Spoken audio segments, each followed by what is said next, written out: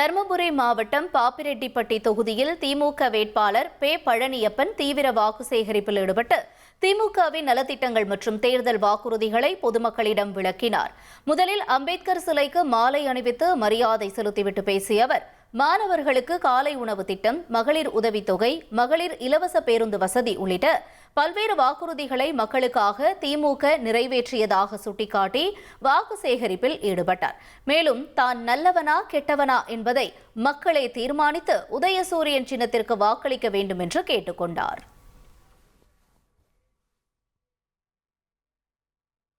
இருபத்தி 23ஆம் தேதி நடைபெறுகிற சட்டமன்ற பொதுத் தேர்தலில் நீங்கள் வாக்களிக்க சென்று ஒவ்வொருவரும் மனசை வச்சு நான் நல்லவனா கெட்டவனான்ட்டு நீங்களே முடிவு பண்ணீங்க.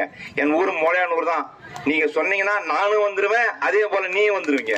நீங்க சொன்னீங்கன்னா உங்க இடத்துக்கு நான் வந்துருவேன், இல்ல என்ன இடத்துக்கு நீங்க வரலாம். இனி செல்லும் இடமெல்லாம் செய்தி. தந்தி டிவியின் வாட்ஸ்அப் சேனலை ஃபாலோ பண்ணினா செல்ல இருக்கும் இடமெல்லாம் செய்தி. இதோ QR கோட் இப்பவே ஸ்கேன் பண்ணுங்க, ஃபாலோ பண்ணுங்க.